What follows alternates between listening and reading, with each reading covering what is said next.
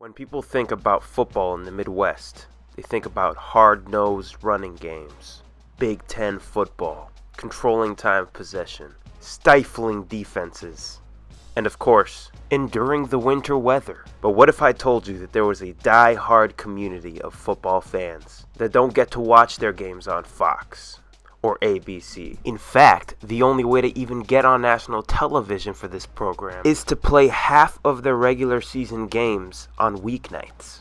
And that's how we've ended up with Maction. More often than not, however, we're dealing with the ESPN 3s of the world. Yes, if you're catching what I'm throwing down, I'm talking about the Western Michigan University Broncos of Kalamazoo, Michigan, of the Mid-American Conference, a football program that has been around for a while now with little to show for it. A team that became America's sweetheart in 2016 by going 13-0 all the way to the Goodyear Cotton Bowl Classic. But this is a program that entered the 2021 season with one bowl win in their history. A team that has been consistently inconsistent, but has had a taste of national exposure before. This is Western Michigan football.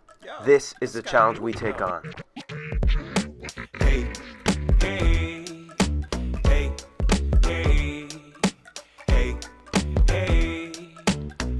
And with that, ladies and gentlemen, I'd love nothing more than to welcome you into the Western Michigan University Football Dynasty on College Football Revamped. Thank you so much for giving this video a click. I am just getting started with football content, college football revamped and otherwise, and I could not be more psyched for this series and where I can envision it going. As indicated in that hype video, we are located in Kalamazoo, Michigan, on the west side of the state. Real shocker there. And we are trying to restore this program to prominence. Not that it ever was very prestigious in the first place, but we certainly want to break onto the national scene, similar to the way that the 13-1 WMU Broncos of 2016, falling just short of Wisconsin in the Cotton Bowl. That team was famously coached by PJ Fleck, now the Minnesota head coach, who has left behind some giant shoes to fill. For that reason, although Tim Lester's done an admirable job of keeping the Broncos competitive, it's time to hand the reins to Marcus Perez-Brennan. Yo, what is up, everybody? It is MPB. It is your boy, Marcus. So while I am definitely new to recording NCAA gameplay, I am not a newbie to the NCAA football video game community. In fact, I've been playing since 2006, back when Desmond Howard was on the cover. And I have maintained my stance for a decade that this is the best video game franchise of all time. It has remained the greatest video game of all time without releasing a new project since 2013. The game still holds up. It is head and shoulders above Madden today. I'm talking gameplay, I'm talking experience, I'm talking immersiveness. Literally everything about this game is better than Madden. But let's keep it real. If you're watching this right now, if you're following me on this journey, you know this game like the back of your hand. So you want to see a new dynasty, you want to see a new rebuild, and I'm going to do that for you.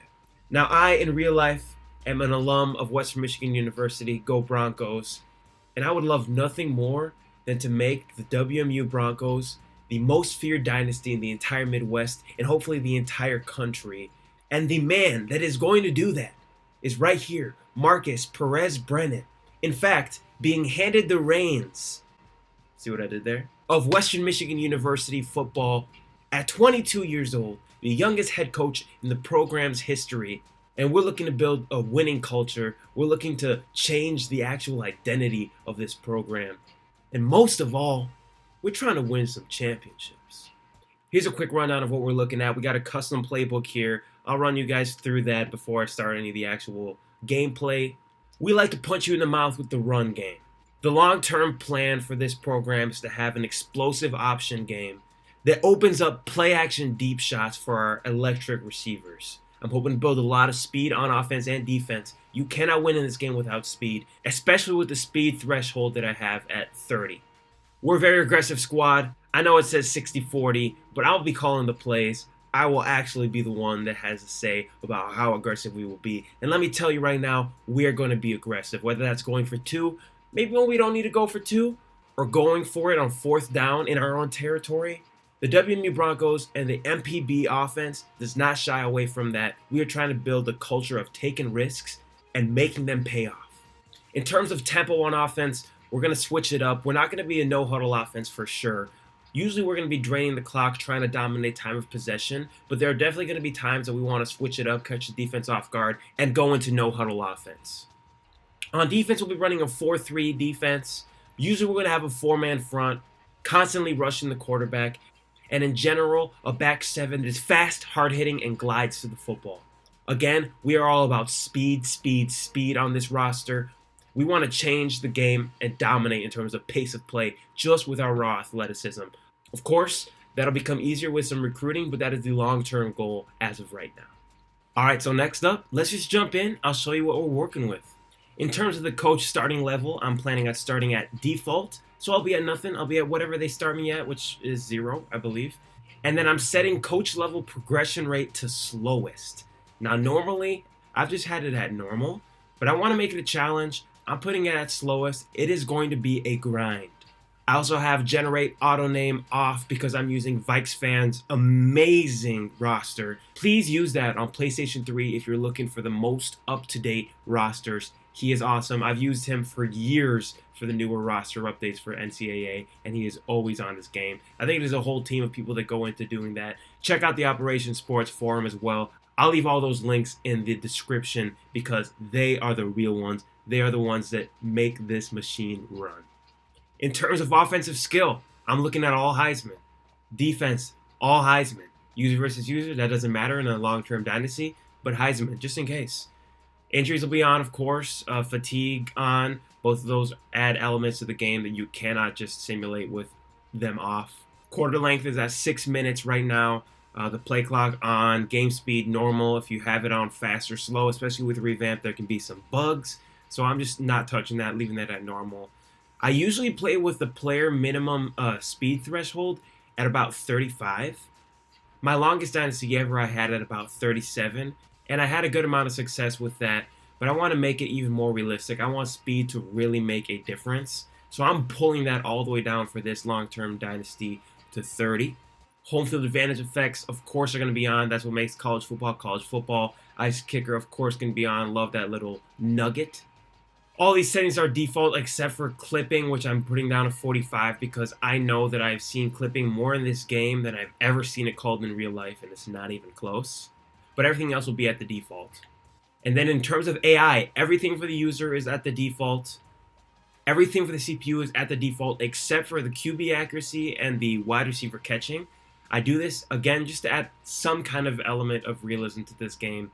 There are many games when I have 99 defenses even from long-term dynasties in which opposing quarterback would complete 19 of 19 passes, no matter how perfect the coverage was. So I'm trying to drop that down a little bit to make it somewhat realistic, but I don't want to give myself too much of an advantage, so I'm just dropping that down 5 each. And then, guys, I throw a lot of interceptions, okay? A lot of interceptions. I know we all do in this community, but I particularly throw a lot of interceptions. I usually play my dynasties at 40, and I still get picked off a lot. But again, I wanted to make it more of a challenge this time around. So I put that down to 45, compromising somewhat. And again, everything else besides that is 50. Run through that one more time. 50, 50, 50 defaults all across the board outside of that because I want this to be a challenge. And with that, why don't we just go straight into the custom conferences? There's nothing real custom about it. Of course, I had to change a couple teams around with the revamped mod. Sometimes it just gets a little buggy. And of course, this game came out in 2013. So some of the conferences as they are not updated. So I went ahead and I updated everything, so we should have the completely up-to-date as much as possible because there's a couple of teams that are not even in this game. I know off the top of my head, Liberty's not in this, UConn isn't in this, and a couple others. But we're doing what we can with what we have. So the ACC should look all good. American looks all good. Big 12 should be all good, even though it's not 12 teams. That'll always drive me crazy. Big 10 looking good, also not 10 teams. By the way, the long-term goal, I'm not going to shy away from it, is to get the Broncos into the Big 10. I've done that before in other dynasties. It is perfect fit. Are you kidding? To have them right in the same division as Michigan and Michigan State, get to play them every year. But of course, that's going to take a couple years. You're going to need to take care of the MAC first because there's no guarantee of winning that first year. But I just wanted to be straightforward about that. Big Ten is where we want to end up eventually. Conference USA, looking good. Independents, Army, BYU, and Notre Dame, looking good. We got the MAC, which is our conference, Western Michigan University, represented right there, the Broncos. And then we got Eastern and Central, who are only two in-game rivals, which are huge rivals here.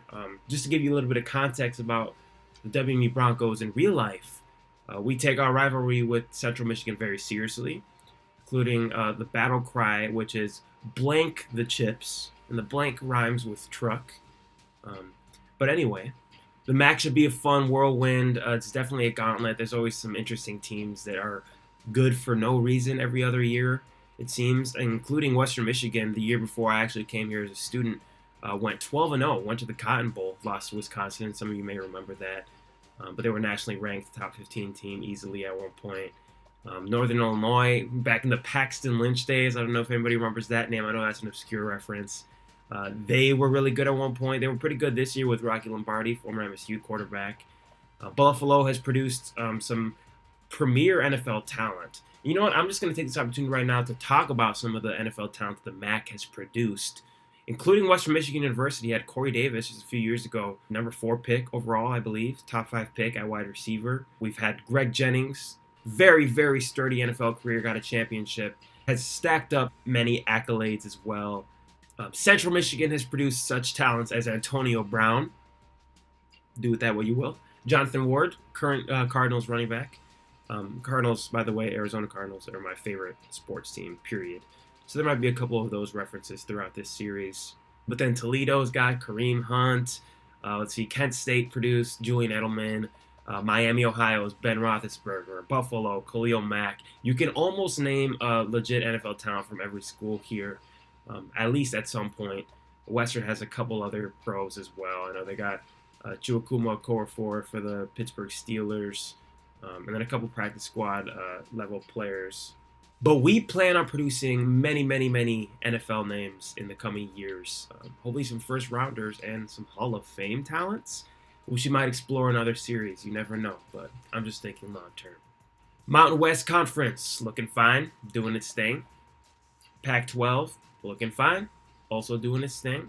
Some of these rankings are interesting. I'm not exactly sure how accurate these are. I mean, Alabama number 1 seems pretty accurate. Texas A&M at 6. That seemed like their preseason poll, perhaps. But SEC looking good. Yeah, Coastal Carolina ranked. So, yeah, these might be fairly accurate ranking-wise. I wasn't sure about that. But the last thing we'll show you, I don't know, by the way, if I can personally put in the college football playoff mod in my own version of this game, because I have a Mac, and everything I've found online hints that you need to have a PC or else. But if anybody knows some more definitive information about that and a way that I could program the playoff mod into my Mac, would be amazing. That'd be incredible for this series. I hope to be in a playoff somewhere down the road. I don't think that's happening year 1, definitely. I don't know about year 2, year 3 either. But by year 4, I'm hoping to be a perennial playoff contender for sure. But as of now, the way that I've fixed this instead of the dumb BCS tie-ins is I've just removed every single tie-in. Everything is up for at-large. NCAA is weird sometimes with the rankings anyway, so I figured, what the heck? Just let them do whatever they want, put them in the bowl games regardless of conference. And with that, ladies and gentlemen, we have everything that you should all know leading into this series. Of course, we're going to get into the roster breakdown. We're going to do some practice. We're going to do some red shirts, of course, in the preseason. But for now, it is time to actually select a coach and to get into this game and to start this series, y'all. I am unreasonably excited. I can't wait to bring you all some WMU football and to hopefully entertain you for the foreseeable future. So we're definitely going to go for the head coach right away. I contemplated doing an offensive coordinator first and seeing what we could get out there. But I just want to grab the bull by its horns and jump into the dynasty as a head coach at Western and just start the grind, have full control of recruiting and my roster, and go from there. So as you can see, we got 2 stars right now. Not the greatest, not the most challenging rebuild here, of course. This is an 81 overall team. We got 81 offense, 82 defense. By the way, there are some very interesting things I'm going to be doing with how the roster is structured moving into the next few years of our dynasty. For example, in real life, WMU has a very promising young quarterback talent named Caleb Ellaby, who is going to be our dynasty quarterback from day one. However, in real life, he actually just committed to entering the NFL draft this year, along with Sky Moore, who you will all fall in love with, I'm sure, this year, who's our dynamic receiver, electric with the ball, electric returner. We even hand the ball to him out of the backfield. But long story short, both of those guys, very premier talents, have announced that they're declaring for the NFL draft. And so, for that reason, I will actually be cutting them in preseason of the next offseason. This year that we're going through right now is the equivalent of the 2021 through 2022 college football season. So you're going to get a full taste of Caleb Ellaby, Sky Moore, and the WMU Broncos that won 8 games and won their second ever bowl game in history. They've only won 2 bowl games now in program history. Again, another reason we want to take this rebuild and make this team great. But again, getting back to my original point, we will be without the talents of Sky Moore and Ellaby next year, along with any other Broncos that from this point in real life, which I believe is January 17th to the actual draft, any other player that declares for the draft, I will be cutting in the offseason following this season, and we will be without their talents. So we will be planning for a new quarterback next season. We will be planning for a new dynamic playmaker, even though both of them will have another year of eligibility at least. And looking at the program history right now, not looking great. In real life, we preceded the season with, I believe, a 6-win season last year, or maybe it was even 5. Who knows? It's kind of a blur. We haven't won more than 7 games before this year in a single season since I've been at Western and now graduated from Western.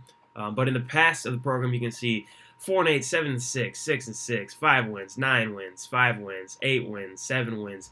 Ooh, 1 win in a season. The program not looking too fantastic with their only other MAC championship, looks like, in 1988. Luckily, the great people at College Football Revamped have modded it out so it actually says that our last conference championship was 2016, which it was in real life when you look at the program chart. But that is not going to show up, unfortunately, in this little screen right here.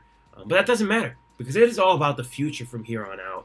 As the roster is constructed right now, we should have no problems winning a good chunk of games this year. Let's sign this contract. Let's start this dynasty. Marcus Perez-Brennan, the youngest head coach in the history of the WMU football program, has signed the contract and is now fully in control of Western Michigan University's football team. And with that, Coach Skills, welcome. I know how to do this. What is going to be my first upgrade? I think I'm going to say it's going to be recruiting right off the bat. I'm going to want the scouting efficiency to go up because I'm going to want to get some difference makers immediately into this program, and that starts on the recruiting trail. Let's see what I can get my defensive coordinator. Lou Esposito in real life has been a Bronco for quite a while, if I'm not mistaken. But right now it says he's a level 1 defensive coordinator. So let's just get him started right now. Let's see, injury, power moves, block shedding. If you want to go with injury, we're in it for the long haul. We need to stay as healthy as possible. And for that same exact reason, I'm going to do the same thing on offense. Let's keep our guys healthy. Can't win games if our best players aren't on the field, am I right? All right, and we are in. It is preseason of 2013. Psych. It is preseason of 2021 in real life. That is where we are beginning on our timeline of this dynasty. And guys, I am unbelievably excited to really dive into this. Let's do this. And once again, thank you so much for joining me today. Your support means the world to me. I'll see you all for part 2 very, very soon. Go Broncos. You got magic to do. Magic to do. You got magic to do. Magic to do. You got magic to do. Magic to do. You got magic to do.